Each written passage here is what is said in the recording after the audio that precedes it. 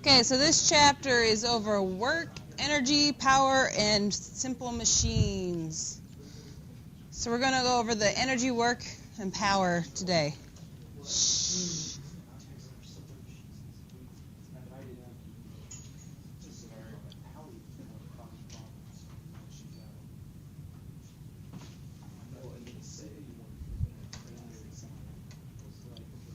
Come on.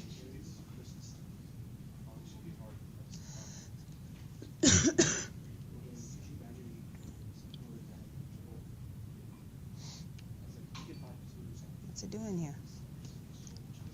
Saying, oh.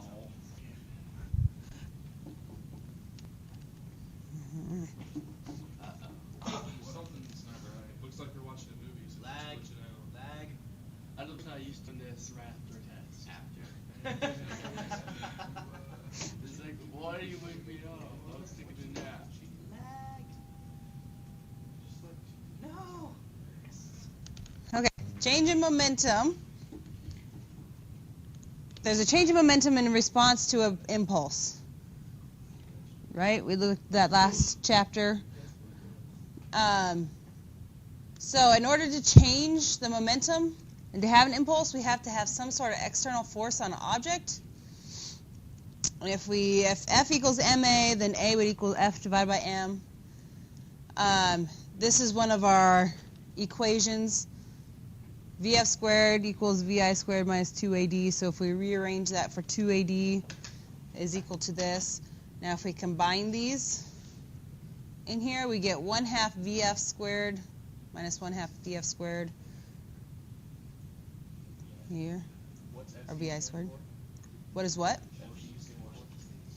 Force times distance.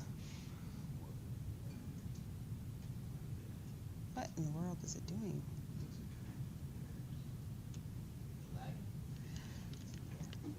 Then that is going to be what we call work. And work is something that's done to a system by the external world, and so you have to exert a force on the object, and it has to move through a certain distance. And there's kinetic energy with that object then, since it's moving, and that an object with kinetic energy can produce a change on the external world, and kinetic energy is equal to 1/2 mass times velocity squared. And so like on that last slide we saw, we had Fd is equal to 1/2 V squared minus 1/2 Vi squared. So the Vf minus Vi is a change. And so if we have a change in speed, we're also having a change in energy. Since kinetic energy is 1/2 mv squared. So work, Fd, is equal to the change in kinetic energy. So we can use those two different equations. And that's called the work energy theorem.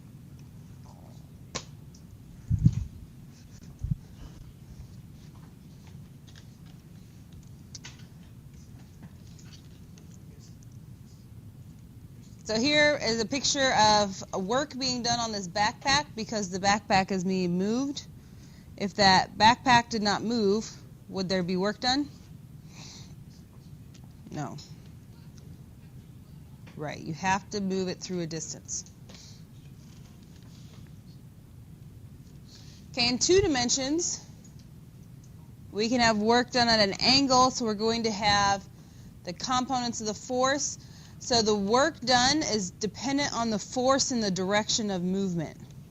So if our movement occurs in this direction here, we need to find f of x first. We don't use this angled here. We need to find f of x first. That's the force we take times the distance, if that's the direction that it's moving.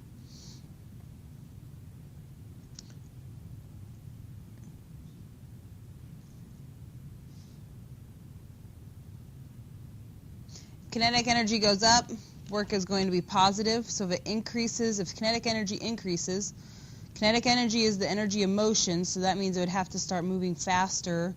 Work had to have been done on that object to make it go faster, so work would be positive. Kinetic energy goes down, work is negative. It's going against the motion. So if we look at this problem, a 105-gram hockey puck is sliding across the ice, and a player exerts a constant 4.5 Newton force over a distance of 0.15 meters. How much work does the player do?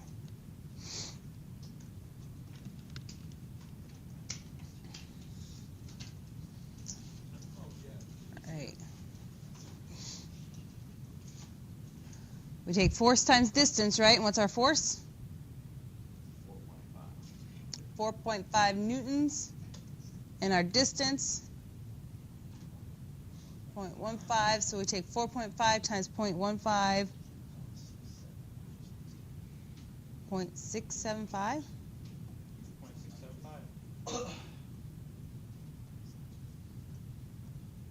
Should get a number smaller, shouldn't you?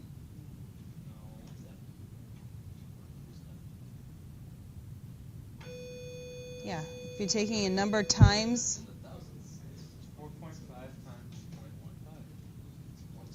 0.15. a 0.675. Yeah, I thought you so said 6.75. No. That makes more sense. Okay, what's our units? Newton times a meter, right.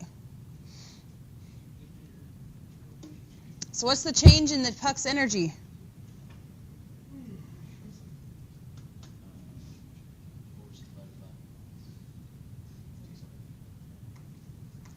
What's our work energy theorem?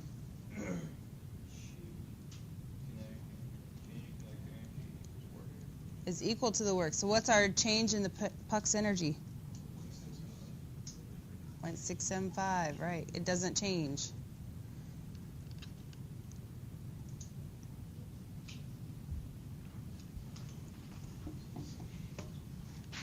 Okay.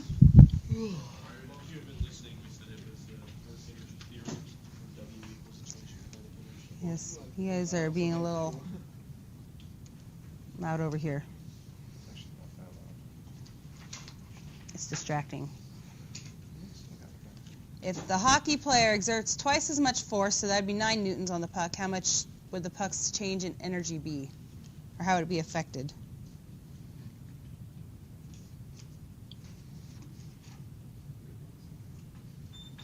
Mass doesn't change, so we're doubling the mass, or doubling the force, which means we would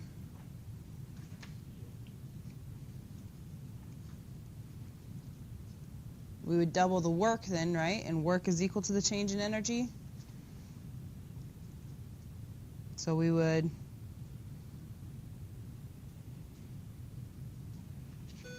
double the change in energy.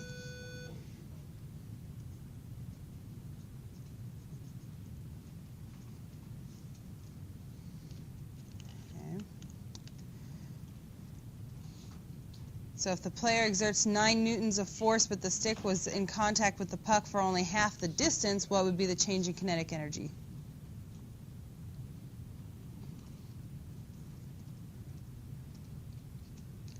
Take the same, but if you think of it, if you're taking half of the distance, you're taking half of this work, so your answer would be... So you wouldn't really even need to do this. If this has already been doubled, we're going back to that other answer.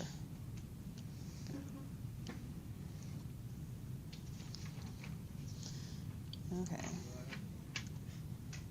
Let's see. A sailor is pulling a boat a distance of 30 meters along a dock using a rope that makes 25-degree angle with the horizontal. How much work does the sailor do if he exerts a force of 255 newtons? So which force do we need to use? Do we use 255 for our force?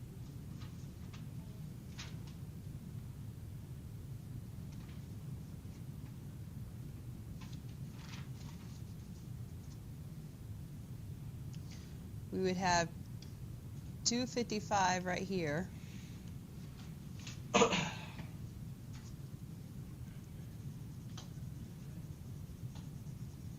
So is that the direction that the boat is going to be moving? Do we need to find So we need to find this force. How do we do that?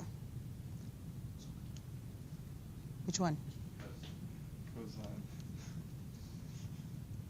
Cosine of 25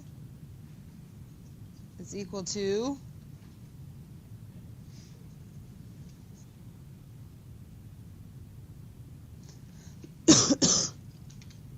so fx is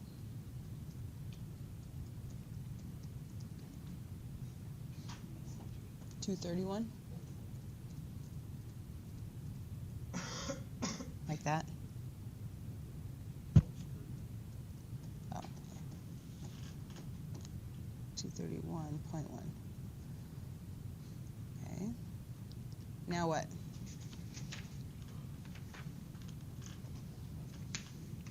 Yep, multiply that by 30.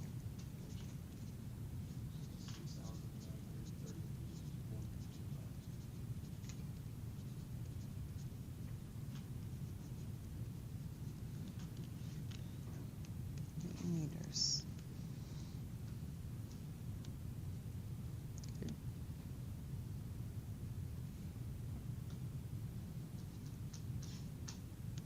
Questions on that one?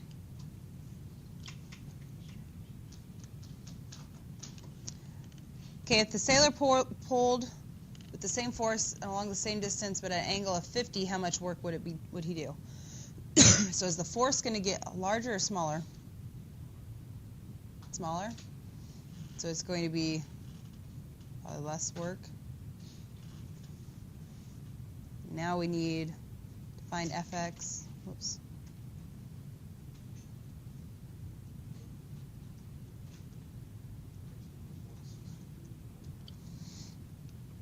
$163.9.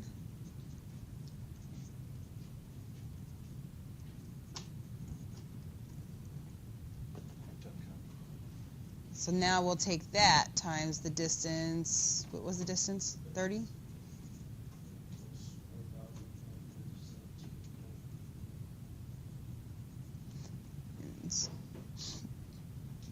Which makes sense. He does less work. Oh, Newton meters, yeah.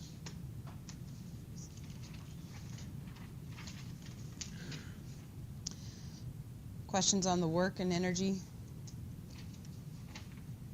Okay, and then power is related to work, is the rate at which the work is done. If we look at this picture, if these students all started at the bottom of the steps at the same time, which student would have more power? The one that's in front. All right, because they did the same amount of work, because they're, Except he's a little faster. but they're the faster, right? So, work completed may be the same, but the amount of time taken to complete the work is different. Power's units is watts. We use watts, and it would be a big W. So you can use what? Wait. What is work then? A Newton meter. No, the symbol Oh, the- we're going to use. A W. And so what's weight? Big W. All right. Yep. I'll make my W's. They should do Greek symbols, shouldn't they? They should have done something. So if power is work divided by time, work is force times distance, so that's what they did here, force times distance over time then. And if distance over time is velocity, velocity is equal to distance over time, then you can take power as also equal to force times the velocity. So those are all equations that you could use for power.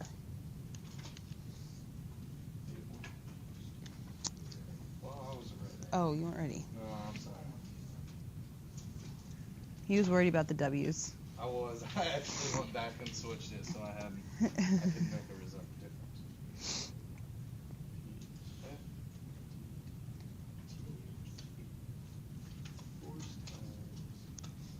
What Velocity. is that velocity? Yep. Okay. Well, it was a weird looking V, so. Yeah, velocity is actually a Greek symbol, but we just call it V.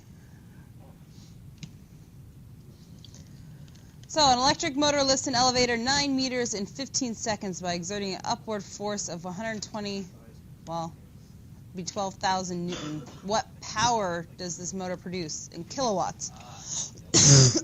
So our answer is going to be in watts, and then we'll convert it over to kilowatts. How do we do this? So we're going to take force times distance.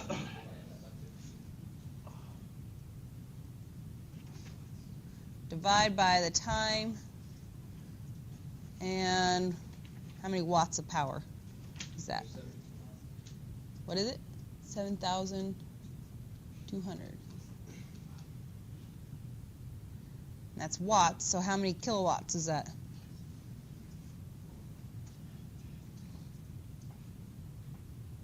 Is that a 2?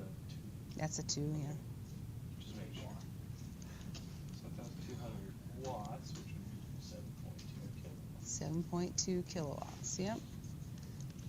So 1,000 watts in a kilowatt, just like 1,000 meters in a kilometer.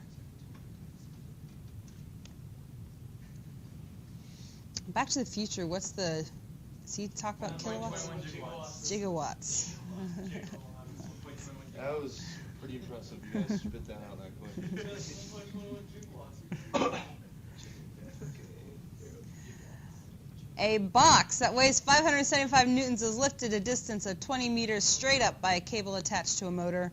The job is done in 10 seconds. What power is developed by the motor in watts and kilowatts? 1,150 watts. So you took 575 newtons, whoops, times the distance, and then divide by the time, 1,750. 1,150. So how many kilowatts is that? Oh, this is a short chapter. Yep. So I think we should stop there. Yep, that's where we're going to stop. Oh, okay. Don't want to. Questions on power, work, or energy? No, this is too